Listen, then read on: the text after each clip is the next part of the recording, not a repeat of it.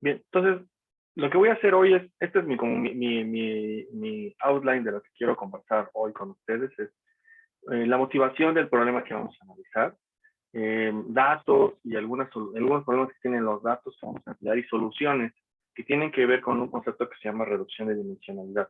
Un poquito más adelante trato de definir más el problema. Luego hablamos un poquito sobre la implementación del modelo y veamos unos resultados asociados al modelo. ¿Vale? Bien, entonces, sobre la motivación. Entonces, ¿cuál es la pregunta inicial que tiene esta aplicación en concreto? Es la siguiente. ¿Cuál es la probabilidad de éxito de un videojuego? Básicamente, es la aplicación de los videojuegos. Es ¿qué definición de éxito utilizar? Es probablemente la primera pregunta que tendríamos que responder. Por ejemplo, la respuesta que en algún momento identifiqué, este tiene digamos, el trasfondo de este ejemplo sí tiene una aplicación real, o sea, si hubo alguien para quien trabajamos este tema y para quien sí nos preguntó esto. Entonces, digamos que ahora bien, esto está un poquito adecuado para propósitos académicos, pero en general el core de la idea está aquí. Entonces, la respuesta fue identificar condiciones o características que hacen que los videojuegos puedan generar ingresos. Entonces, esto es una especie como de vínculo causal, ¿no? O sea, ¿qué cosas hacen que los videojuegos puedan generar ingresos? Que es básicamente la respuesta está en qué cosas hacen que los usuarios valoren este producto llamado videojuego. Ahora bien, la medida de éxito, según lo que alcancé a entender en la industria, es que si un videojuego puede generar entre 5 y 20 millones de dólares en el primer año, es básicamente un videojuego exitoso. Entonces, esa es la medida de éxito. Ahora, ¿cuáles son los determinantes de los ingresos? Esa es la segunda parte, ¿no? Porque si ya sabemos cuál es la medida de éxito, ahora la pregunta que sigue es, ¿qué determina los ingresos? Entonces, los ingresos básicamente dependen de las calificaciones de los videojuegos y de los comentarios. Entonces, este es uno de esos productos que tiene que ver con reputación. Entonces, aquí es muy parecido a lo que existe en economía digital, que básicamente todo el core del negocio de la economía digital está basada en reputación. Por eso es que existen estos canales de calificaciones, de comentarios, que son muy valorados por las plataformas, porque las plataformas saben que digamos que una manera de establecer precios está basada fundamentalmente en reputación. Es algo que no podíamos solucionar antes de la presencia de la economía digital. Por ejemplo, piensen en una situación en la que ustedes compraban, por ejemplo, algo tan sencillo como una marca de café. ¿Cómo elegían, por ejemplo, marcas de café antes de que existieran comentarios en plataformas como Amazon o en Mercado Libre o en otras plataformas tal vez menos conocidas, como para el México al menos, como eBay, que también recopilan, o incluso los mismos comentarios que se suelen poner en algunas tiendas departamentales? Podemos hacer una especie de búsqueda de cuáles son los cafés que tienen mejor comentario y elegir ese café. Entonces, la reputación importa. Eso es lo que trato de decir con qué es lo que determina los ingresos. Bien. Ahora, ¿cuál es la propuesta del modelo? ¿Cómo vamos a responder la pregunta? ¿No? Entonces, la propuesta es utilicemos un login ordenado. Un login ordenado hace lo que está en esta gráfica, que es básicamente separar las probabilidades en grupos, ¿no? Entonces, vamos a partir en diferentes grupos la función de densidad. Y vamos a asignar a cada grupo un monto, digamos, de ingresos. Entonces vamos a decir que el primer tramo, para aquellos que definamos como y igual a 0, serán aquellos que generen menos de un valor, de un monto. Para los que sean y igual a 1, serán los que diríamos que generen más del valor del monto anterior, pero menos que otro umbral. Entonces, lo que estoy haciendo es básicamente poner umbrales, pero los umbrales dependen del monto de ingresos generados. Esa es la idea, ¿no? Es un login ordinal, básicamente, ¿no? Entonces, algo que ya conversamos en la clase respectiva del login ordinal. Ahora, hablemos un poquito sobre los datos. Ya tenemos entonces en este punto la pregunta, posible manera en que vamos a responder y el modelo que vamos a implementar, ¿vale? Ahora, tratemos de analizar los datos que tenemos y algunas soluciones que tienen algunas soluciones a los problemas que tienen los datos que tenemos en este punto, ¿vale? Entonces, veamos, ¿cuáles son las generalidades de los datos? Bien, los datos fueron extraídos de estas dos plataformas, de GamesStat y Steam. Yo no soy necesariamente alguien conocedor de videojuegos, pero entiendo que en el mundo de los videojuegos estas dos plataformas son como las fuentes primarias de información para videojuegos. Es decir, aquí está, digamos, quien hace marketing sobre videojuegos, quien hace análisis de videojuegos, entra a estas plataformas. También los usuarios, ¿no?, pueden entrar a estas plataformas. Entonces, al final, los datos con los que vamos a trabajar, o con los que inicialmente inició este análisis, es 53,000 videojuegos que fueron lanzados entre 1970 y 2021. En junio de 2021, hace casi un año. Digamos, para cada videojuego existen más de 450 tags. Un tag es propiamente una etiqueta que se le asigna al videojuego. Entonces, algunos ejemplos los voy a enunciar un poquito más adelante de como qué tags son. Por ejemplo, hay tags como si el videojuego es survival, o si es de adventure, o si es de single player, multiple player, y otras características que tienen los videojuegos. Entonces, en general, el problema era que teníamos 450 columnas, básicamente. Entonces, imagínense, tienen un videojuego, piensen en el videojuego de su preferencia, y tienen 450 columnas, con 405, digamos que son variables dicotómicas, que se le pueden asignar a ese videojuego. Entonces, este es un problema de alta dimensionalidad de datos. Es decir, ¿cuántas de esas 450 columnas de verdad sirven para explicar los ingresos que genera un videojuego? Son muchísimas, 450. Por fortuna, en este punto donde estamos parados, no tenemos un problema de que el número de individuos, es decir, el número de videojuegos, sea menor al número de características o el número de variables explicativas. Eso sería todavía un tema mayor. Lo bueno es que tenemos 52,000 videojuegos, casi 50,000 videojuegos, y 450 columnas. Entonces, podríamos incluso estimar este modelo sin hacer ningún tipo de reducción de dimensionalidad. Ahora bien, se suele hacer reducción de dimensionalidad para solucionar un problema que es altamente frecuente en econometría, que es la multicolinealidad.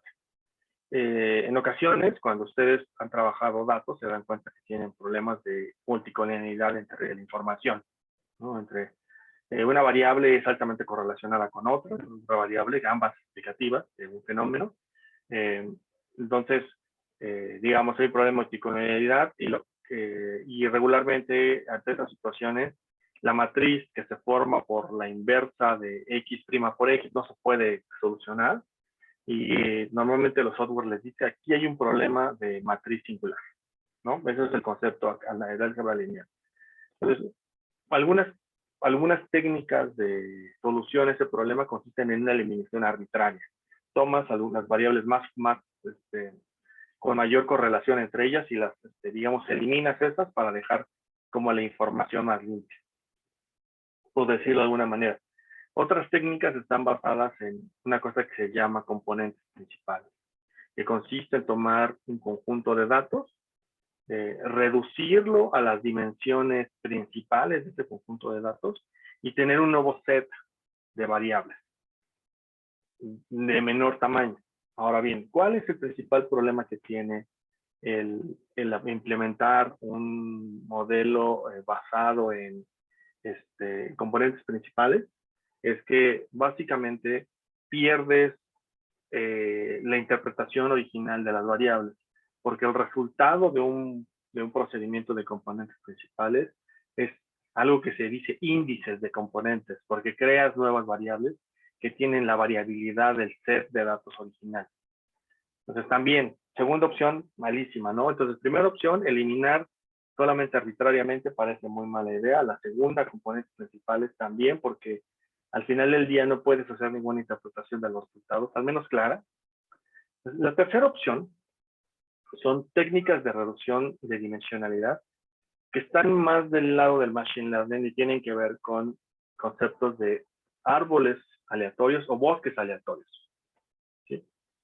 Que ese tipo de algoritmos lo que permiten es hacer una selección iterativa de las 450 variables, en este caso concreto en mi ejemplo, y seleccionar aquellas variables que son las que de verdad o las que más pueden explicar el cambio de umbrales que yo decidí. Entonces, noten esto. Este algoritmo de árboles de decisión que utilicé, de random forest en realidad, que es un bosque aleatorio, para seleccionar dentro de las 450 variables, considero que el output o lo que quiero explicar es un fenómeno categórico, diferentes niveles de ingresos. Entonces, lo que hace el algoritmo es selecciona dentro de las 450, más que seleccionar, rankea cuáles de las 450 tienen más correlación con los cambios que existen dentro de las categorías.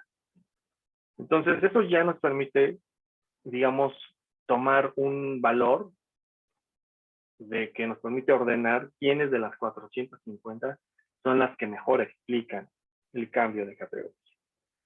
Bien. ¿Alguna duda hasta este momento, hasta este planteamiento? No, profe. Bien. Entonces, de las, digamos, de las 450, al final con lo que me quedé fue con 40 tags, ¿no?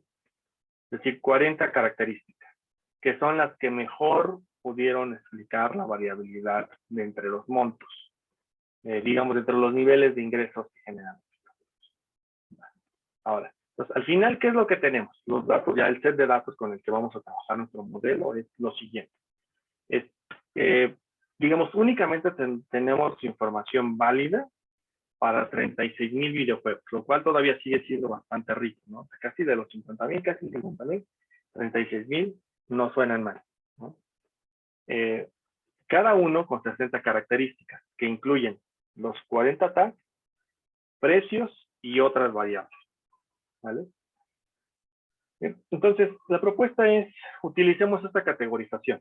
Entonces, en R ahorita les vamos a calcular estas tablas, entonces yo las traigo y las pongo aquí, simplemente para poder ir narrando la historia del problema, pero ahorita en R, si quieren, veamos concretamente cómo hacer cada una de estas tablas que voy a ir mostrando. Entonces, el problema es el siguiente, ¿no? Entonces tenemos categorías, ¿no? Menos de $1,000,000 va a ser mi categoría 1, de 1,000,000 a 5 millones de dólares categoría 2, de 5 a 20 categoría 3 y más de 20 millones categoría 4. Entonces, digamos que mi categoría de éxito es la de 5 a 20 millones de dólares, según mi pregunta original o mi problema original. Noten el desbalance que existe en la información. Es abismal el desbalance en el siguiente sentido. Los videojuegos que generan menos de $1,000,000 en su primer año o en su año de lanzamiento son 35,000. Es decir, el 98% de los videojuegos son básicamente videojuegos que probablemente no alcanzan ni siquiera a pagar los costos de la elaboración del videojuego. ¿Sí? Es probablemente, entonces, ser exitoso en este mercado es de las cosas menos probables que existen en el mundo. ¿Vale? Bien, ahora bien, ser de 1 a 5, y lo que entiendo en la industria es que generar entre 1 y 5 millones de dólares paga al menos los costos y las inversiones de la elaboración o de la construcción del videojuego. Por eso, generar entre 5 y 20 ya es exitoso, porque estás en el mundo de la rentabilidad.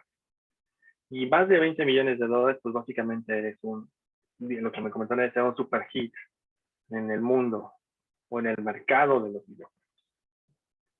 Entonces, dada esta información, digamos, tenemos varios retos, ¿no? Entonces, el primer reto que tenemos es que la categoría 1, que tiene 98% de la información, potencialmente va a sesgar cualquier estimación que hagamos.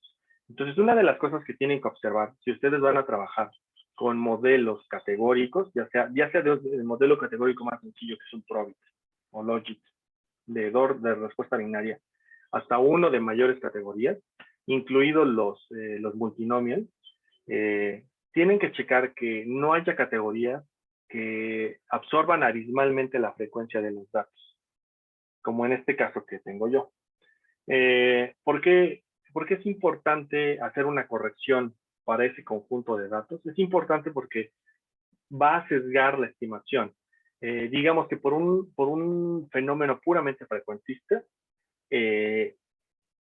aquellas variables que estén más asociadas con el conjunto más frecuente serán las que aparecerán como significativas, lo cual no necesariamente es cierto. Por ejemplo, otro caso en el cual ocurre muchísimo esto es en el caso de adicciones. Hace unos meses estuve trabajando un tema que consiste en consumo de algunos productos, como por ejemplo la marihuana. Entonces, si ustedes revisan la encuesta de adicciones del Instituto Nacional de Salud Pública, tiene un problema, que básicamente la encuesta dice que más o menos el 97% de las personas dice que jamás ha consumido ningún tipo de este producto. Y solo el 3% dice que sí. Algo que no parece tan cierto en realidad, ¿no? Y esto hablando de población adulta, ¿no? Solamente en el marco de la población adulta. Entonces, el problema que tiene esa encuesta es que básicamente está súper representando a la población que dice que consume y sobre representando probablemente a la población que dice que no consume. ¿Cómo corregir? Esa es la pregunta, ¿no? ¿Cómo hacemos una corrección para esas categorías que son altamente frecuentes? Bueno, vamos a utilizar algún método de reducción de las observaciones en ese conjunto, que básicamente es hacer un muestreo. Entonces, implementamos el modelo, ¿no? Entonces, ¿qué es lo que voy a hacer ahorita en el ejercicio en R? Voy a seleccionar aleatoriamente 2,415 videojuegos de entre los 35,000 que están en la categoría 1. De esta manera, con esa selección aleatoria, voy a llegar a una reconfiguración de mi conjunto de datos, como lo muestro en este cuadro 2. Entonces, noten ahora que ahora tengo solamente 1,700 videojuegos en la categoría 1. Y todas las demás categorías, de hecho, no las modifiqué, tal cual las mantuve. De esta manera, la categoría 1 tiene el 70% de los datos. ¿Y por qué esto es aquí más o menos válido? Bueno, porque hay una regla empírica no escrita necesariamente que dice que si tienes una categoría muy, muy grande, esta categoría no debería de almacenar o de representar más allá del 70% de la información. Entonces, es básicamente el criterio. Pero es un criterio de lo no existe necesariamente teoría asociada. Pero es como, y tiene que ver más con los modelos de credit scoring, que es donde más se ha hablado de este tema, porque, bueno, los bancos, pues necesariamente, su negocio es calificar, ¿no? Entonces, ellos han hecho más avances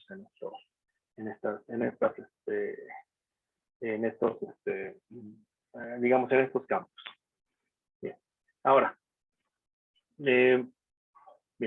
Entonces, vamos a crear ahora, digamos, de mi muestra, me voy a regresar un poco, perdón que haga esto, de mis 2,415 videojuegos, voy a segmentar la información en 2 tramos.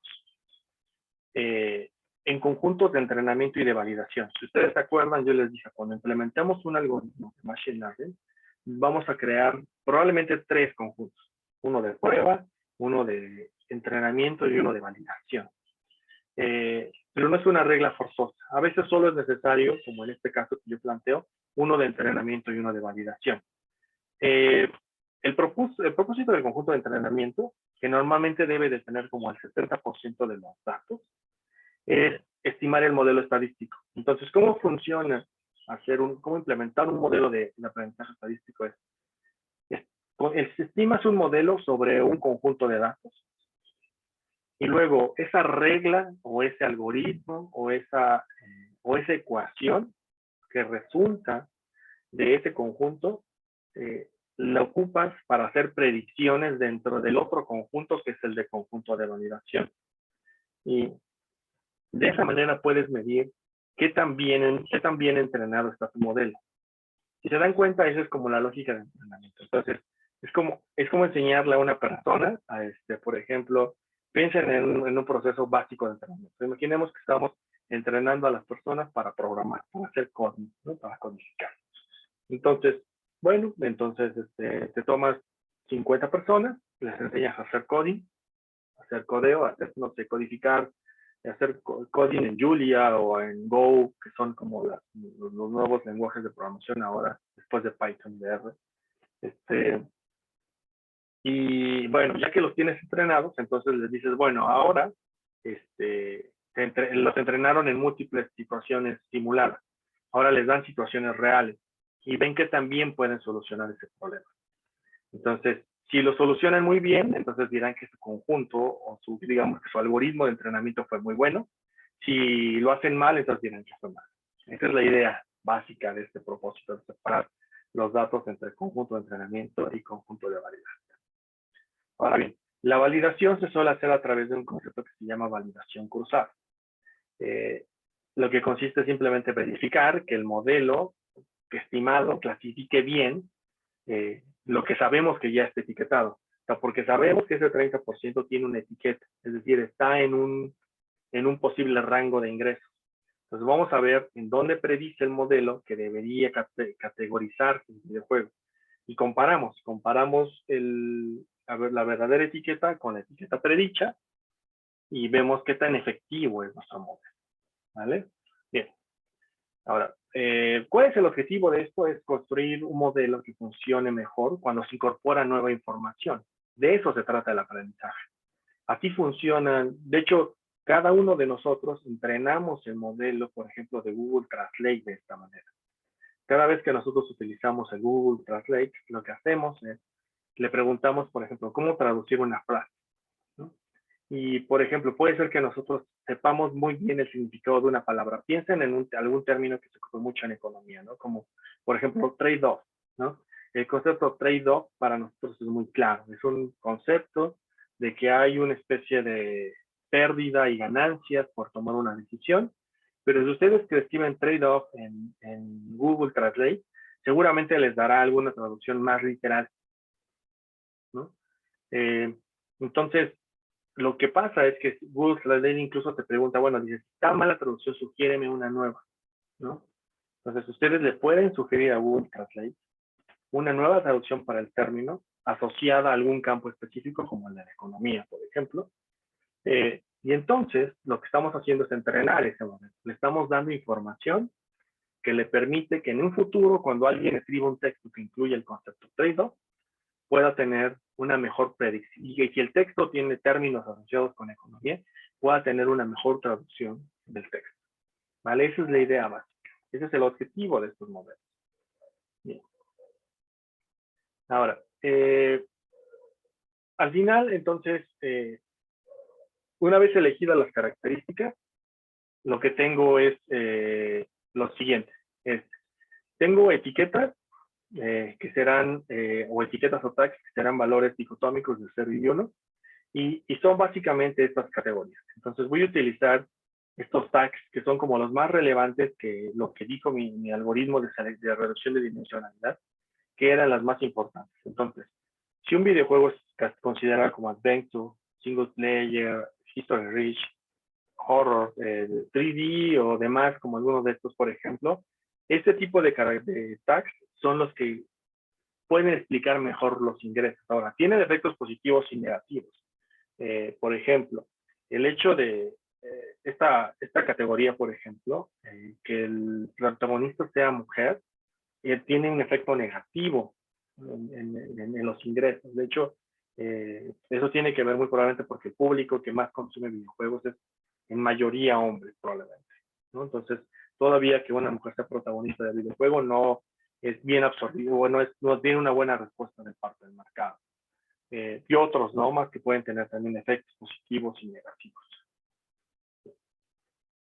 A ver, ¿qué otras características vamos a utilizar? Es el precio en dólares, el score. El score es básicamente un rango de 1 a 10, que son calificaciones de los usuarios, que los usuarios han dado o que las plataformas de Steam y GameStats han capturado a lo largo de la historia de los videojuegos. Entonces, nos permiten identificar en qué categoría, en qué rango, con qué calificación están. Luego, los followers y los comentarios, que tiene que ver con cómo capturamos la reputación del videojuego, es divididos en 3 categorías. Entonces, la primera categoría va a ser menos de 50 followers, la segunda va a ser de 50, pero menor a 500, y la última más de 500 followers.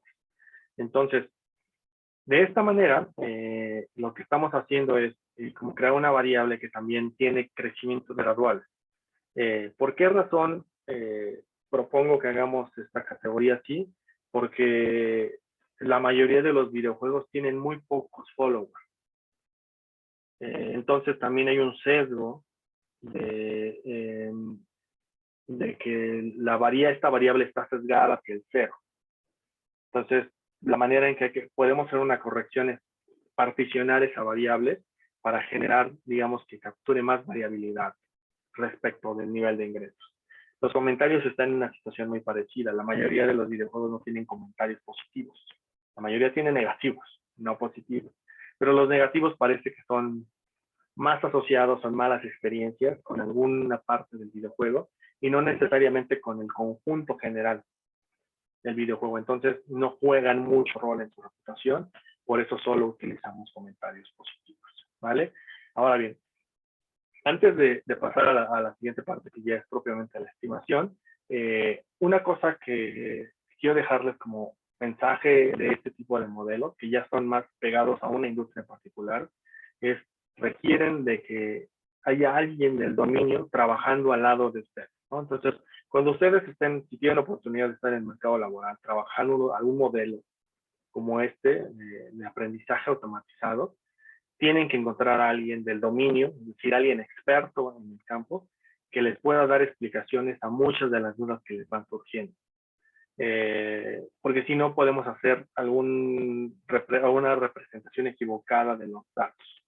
Muchos de estas cosas que yo les comento no eran conocimiento mío, sino fue un acercamiento con gente experta en la industria. Vale. Bien, ahora veamos los resultados. Y ahorita lo hacemos en R para que veamos cómo se genera esto en R. Entonces, mi modelo que voy a estimar es este. Entonces, la categoría 0 va a ser menores a $1 millón, la 1 entre 1 y 5, la 2 entre 5 y 20, y la última más de $20 millones. Entonces, digamos que las probabilidades las voy a calcular de la misma manera. Lo que estoy cambiando, lo que estoy estableciendo es el umbral. Ahora, bien, ahora, veamos lo siguiente. Entonces, vamos a hacer lo siguiente. Entonces, lo que hice fue, lo que voy a hacer es, estimamos el modelo en el conjunto de entrenamiento. Ya que tenemos el modelo en el conjunto de entrenamiento, entonces, hagamos una predicción del conjunto de...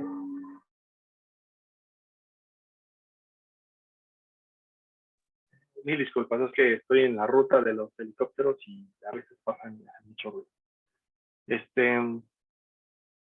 Bien, entonces, lo que vamos a hacer es lo siguiente. Entonces, supongamos que ya hemos llegado al punto en el que pudimos hacer una ecuación estimada sobre el conjunto de entrenamiento. Ahora, esa ecuación nos la volteamos hacia el conjunto de validación, tomamos los datos y ponemos a trabajar el algoritmo y a predecir.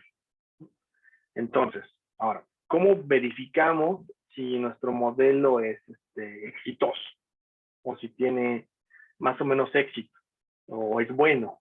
Bueno, entonces vamos a tomar las observaciones del conjunto de validación y vamos a compararla con las predicciones que hace el modelo sobre esa información de validación. Entonces, dentro de la columna que se llama Validation Set, lo que tengo es las observaciones reales, es decir, yo tengo 510 videojuegos, concretamente estoy pensando en esta primera fila, tengo 510 videojuegos que dice que que los datos dicen que generan menos de $1 millón. Tengo 147 que generan entre 1 y 5, y luego más de 5 y hasta 20, 48, y más de 20, 18 videojuegos. Ahora, una vez que lo paso por el algoritmo de predicción que he creado, lo que predigo es lo siguiente. Resulta ser que para la primera categoría, solo mi algoritmo dice que hay 478. Entonces, de los 510, solo le atinó a 478. Luego, de los 147, solo le atinó a 120. Y así sucesivamente hacia abajo. Ahora bien, noten que podemos hacer una métrica de capacidad de predicción que consiste en hacer simplemente la división entre los verdaderos valores con los predichos. Entonces, esa columna que está marcada con números en rojo, que son los porcentajes de predicción, lo que muestra es que el algoritmo es muy bueno prediciendo videojuegos que generan menos de $1 millón. O sea, predice con un 93% de efectividad, pero va perdiendo su capacidad predictiva conforme va pasando hacia categorías superiores.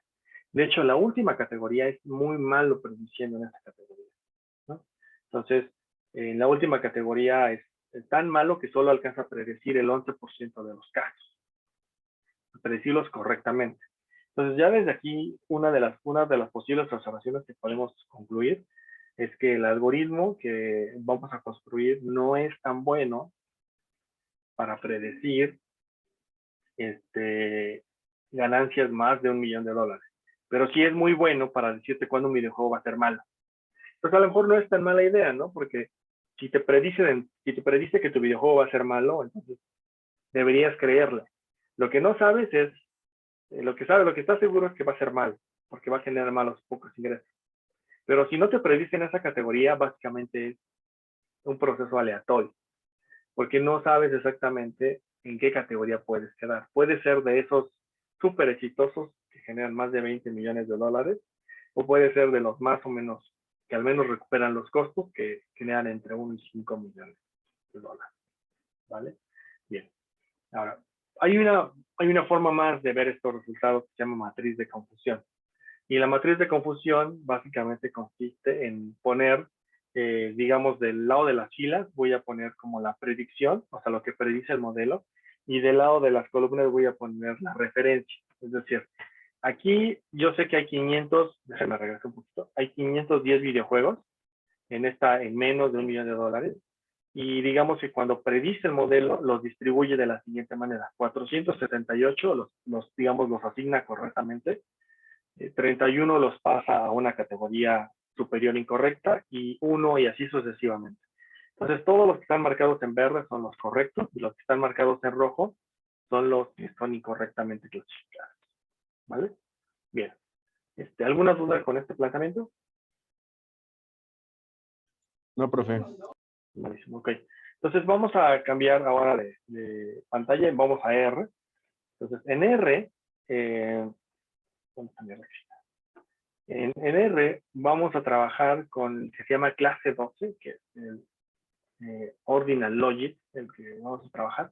Vamos a hacer un Markdown, entonces vamos a trabajar con un R Markdown. Bien, entonces, estas son el setup de, digamos, convencional para hacer Markdown. Estas son las dependencias, son las bibliotecas. Creo que en algún ejercicio anterior ya habíamos instalado todas estas, entonces no deberían tener problema para simplemente darle run y ejecutar todas las bibliotecas. Aquí tengo un poquito de lo que queremos estimar, pero ya lo hemos conversado. Cargamos los datos. Y bueno, tenemos 36.415 videojuegos y 60 variables. Entonces, este set de datos ya hemos seleccionado los renglones que queremos y hemos reducido la dimensionalidad de 400 tags a solo 40. Bien, podemos ver el conteo de la categoría que nos interesa y justamente tenemos este problema. Hay 35.000 videojuegos. Esto está sobre representada esta categoría. Lo que voy a hacer entonces es primero volver esa columna factor ¿Por qué es importante volverla factor? Porque R puede hacer estimaciones de ordinal logic solo para valores que son factores, no para strings. Originalmente, este objeto que tengo aquí es un chart. Noten esto, aquí dice chart, esto es un chart, es decir, son texto. Cuando le hago esta conversión con la función factor, se vuelve un objeto ordinal, pero es como lo que en Stata también se hace, como ponerles etiquetas o labels a ciertos números. Es básicamente la misma idea. Bien, ahora aquí tengo la segmentación, digamos, de los comentarios positivos y de los followers, que es una cosa que conversamos también hace un rato. No voy a tener mucho aquí. Tenemos estadísticas descriptivas que tampoco voy a tener mucho a comentarlas, ya le hemos conversado en otro momento. Bueno, esta es la selección del conjunto más grande, que es el de menos de $1 millón, que tiene casi 35,000 videojuegos. De ese, lo que hacemos es seleccionar más o menos 1,700 videojuegos, que es el 5% de los datos. Lo seleccionamos con esta función sample, que luego la conversamos también hace unas clases, y utilicé como semilla este valor. Acuérdense que la semilla se utiliza para poder replicar siempre el mismo ejercicio. Es decir, para que si ustedes pasan su código a un compañero o un colega, él pueda replicar exactamente los mismos resultados que ustedes están obteniendo. Bien. Ya que tengo toda la información, lo que sigue es simplemente, digamos, juntar las tablas, y lo que tenemos es lo siguiente. Entonces, ahora ya tenemos esta información, ahora ya más balanceada, y hagamos una partición entre conjunto de entrenamiento y conjunto de prueba. ¿Cómo hacemos la selección de los datos entre los que van a irse a conjunto de entrenamiento y los que se van a ir a conjunto de prueba? Simplemente hacemos también una separación con la función sample. Lo que voy a hacer es lo siguiente, pues utilizar una función, digamos, que se llama create data partition, que lo que hace es crear una partición de los datos. Y le tengo que asignar simplemente, le tengo que decir, esta es la columna por la cual vas a seleccionar la partición. Le tengo que decir cuál es la columna, porque si no haría una partición arbitraria. Y es probable que entonces no mantenga balanceadas cada una de las categorías. Lo que yo quiero es que cada categoría de ingreso se particione de la misma manera. Es decir, 70% de los datos se vayan a validar a entrenamiento y 30% se vayan a validación. Entonces le digo, considera que esta es la columna que es categórica. Luego particiona los datos con esta proporción, y ya, listo, hazlo una sola vez, y este es digamos, el índice que va a identificar qué elemento está en cada una de las particiones. Luego utilizo este índice para hacer un subconjunto de los datos. Entonces le digo, quiero que tomes todos los datos dentro de los datos que coinciden con el índice de la partición, y luego quiero que tomes todos los datos que no coinciden con el índice de la partición, por eso le pongo el menos. Entonces ya tengo mis dos conjuntos, validación y entrenamiento. Entonces aquí está mi conjunto de entrenamiento, tiene esta conformación, y este es mi conjunto de validación. ¿Vale? Bien. Ahora bien, podemos hacer algunas estadísticas. Por ejemplo, podemos ver cómo se ven las estadísticas resumen de la tabla de entrenamiento, que la vamos a utilizar para entrenamiento, pero bueno, no voy a tener mucho aquí. Me voy a ir directamente a la estimación. Entonces vamos a estimar el modelo ordinal con la función que se llama pol R, que es básicamente un ordinal logic. Es la abreviación de bueno, le tenemos que decir quién es la variable que queremos explicar y sus variables explicativas. Todas estas, ¿no? Son variables explicativas. Le vamos a decir que utiliza el método de una función logística. Podemos utilizar algunos otros métodos, como utilizar uno no, con una función normal, que sería un OR de Probit, por ejemplo, y hay otras funciones de densidad que también se pueden utilizar en estos casos. Pero digamos que lo tradicional es un logit o un Probit, básicamente. Yo voy a utilizar el logit, al menos me siento más cómodo con esa función, en lo personal. Bien, podemos salvar el modelo, es decir, el algoritmo, lo podemos salvar con esta función, y con esta función podemos ver un resumen de la estimación. Bueno, aquí está la estimación, es bastante engorroso leerla así, está como, tiene entre qué números, utilizando la representación científica, entonces lo vamos a cambiar y vamos a utilizar lo siguiente. Primero voy a extraer de la estimación los coeficientes y los p-values con esta función, entonces voy a tomar el objeto del modelo, y le voy a extraer los coeficientes y lo voy a volver data frame y lo voy a guardar en este objeto que se va a llamar OLM1 coeficientes.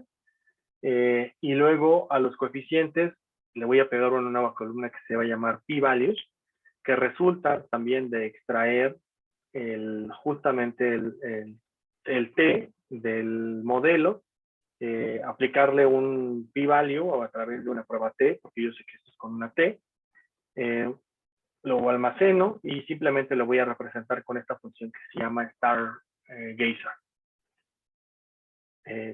Y aquí tengo mis resultados con, digamos, con estrellitas, ¿no? Entonces, por ejemplo, tengo que el precio es altamente significativo. Aquí abajo tengo el p-value. Entonces, acuérdense, la regla es simplemente si es menor a 0.05 es significativo, si es mayor a 0.05 es no significativo. El score también es altamente significativo.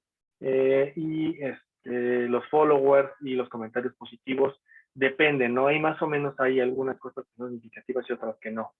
Por ejemplo, la categoría 2 de followers es significativo, pero la 3 ya no. Ahora bien, perdemos una categoría, si perdemos la categoría 1 de followers, porque como son variables categóricas, cuando se vuelven dummies, perdemos una, porque si no se generaría colinealidad con la constante. Bien, y aquí, bueno, aquí va otros resultados.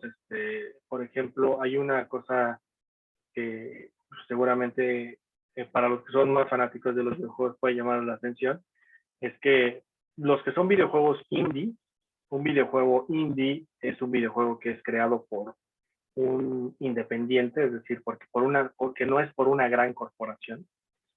Entonces, de hecho, ser un videojuego indie aporta negativamente a la posibilidad de generar ingresos, pero es no significativo. Al menos eso es lo que dicen estos datos. Pero la mala noticia es básicamente que ser indie pues, es malo, de hecho, en principio, ¿no? Entonces, pareciera ser que el éxito solamente está del lado de los que son videojuegos creados por grandes corporaciones. Bueno, y así pueden seguramente detectar alguna otra cosa interesante dentro de los diferentes packs. Bien. Ahora, ¿qué es lo que voy a hacer? Voy a tomar mi algoritmo que acabo de construir, que es mi modelo OLM1. Lo voy a tomar y quiero que haga predicciones sobre el conjunto de validación. Entonces, voy a tomar la función predict, voy a tomar el objeto que es el modelo, le voy a decir que los nuevos datos es el que se llama conjunto de validación y quiero que me dé la probabilidad. ¿Vale? Bien. Ahora, lo que voy a hacer es lo siguiente, voy a tomar también el predict y voy a tener los mismos datos y le voy a decir que me prediga la clase. Entonces, puedo obtener dos resultados del predict, tanto la probabilidad como la clase. Entonces, con probabilidad me va a decir cuál es la probabilidad de que el videojuego sea asignado a alguna de las dos categorías. Y con class, lo que me va a decir es exactamente cuál es la clase que tiene más probabilidad. ¿Vale? Entonces, ejecutamos esta línea. Bien, ahora juntamos los datos, los valores predichos con la información que sabemos que es real. La guardamos y, digamos, la combino y ahora voy a hacer mi tabla comparativa. Y esta es mi tabla comparativa, que es una que ya conversamos, ¿no? Entonces, resulta ser que mi modelo, bueno, que mis datos dicen que hay 510 videojuegos que están en la categoría, pero yo predigo que hay 478, lo cual me da un 93% de precisión, lo cual no es malo. Pero para las demás categorías sí es bastante ya más malo. La matriz de confusión la podemos generar con este comando que se llama Confusion Matrix, y que lo que hace es básicamente darle la columna que de predicción y la columna de referencia, y crea la columna de la matriz de confusión, que es esta matriz que ya también conversamos hace unos minutos. Lo interesante de este resultado es que les da una métrica de precisión. Entonces, el accuracy de mi modelo es 84%. ¿Este accuracy de qué resulta? Bueno, resulta del promedio de esta columna, de la última columna, que se llama porcentaje. Entonces, lo que me está diciendo es que en general mi modelo predice correctamente el 84.7% de los casos. Bueno, casi 85% de los casos, lo cual es bueno, pero podría mejorar, ¿no? Es decir, si algún día alguien me pregunta, me dice, oye, mira, tengo las siguientes características, quiero hacer un videojuego con las siguientes características y quiero ponerle este precio, y seguramente pienso que el mercado le va a poner un score de 5, por ejemplo, o piensen el que ustedes quieran. Queremos saber cuál es la categoría de ingresos que podría generar en su primer año.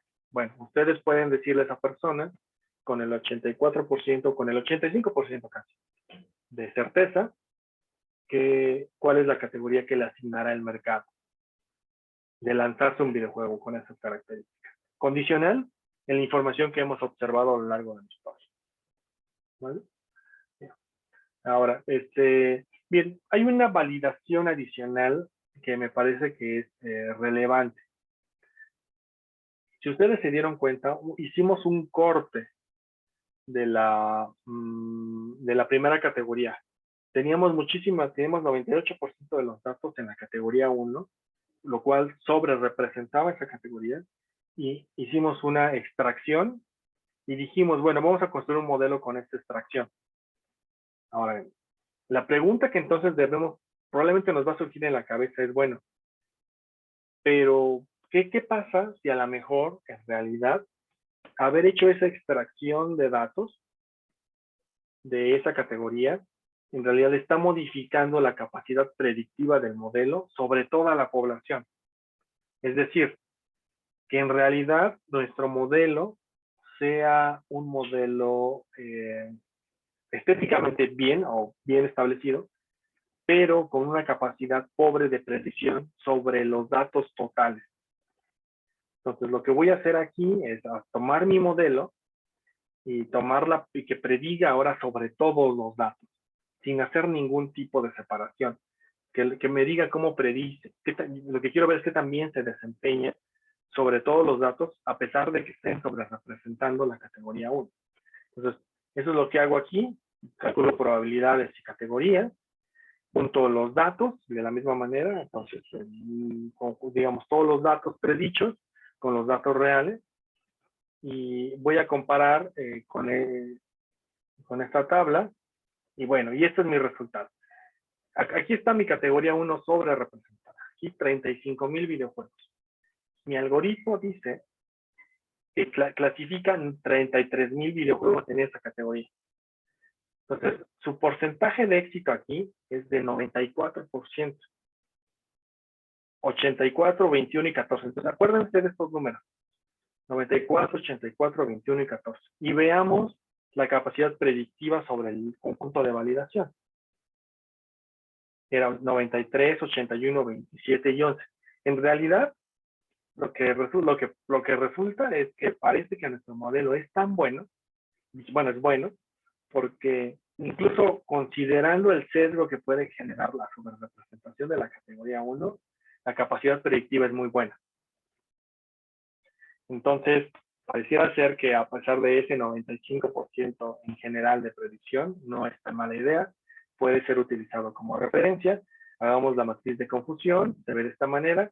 El accuracy de este caso es de 93%, es altísimo, pero está sesgado porque lo que predice bien es cuando el videojuego le va a ir mal. Lo que no sabe predecir bien es cuando le va bien, en qué categoría de ingreso va. Entonces, esto podría llevarnos a concluir que probablemente, dados los datos que tenemos, lo mejor que podemos hacer con ellos es hacer un Probit o un Logic tradicional, que solo me diga si el videojuego es capaz de producir más de $1 millón o no. Es decir, si el videojuego al menos va a recuperar los costos o no. Al final esa fue la conclusión de este trabajo que hicimos hace algún tiempo, Omar y yo. Bien. Aquí les pongo un ejemplo de cómo poder introducir datos, por ejemplo, y preguntarle al algoritmo cuál es qué categoría y qué probabilidad nos va a predecir.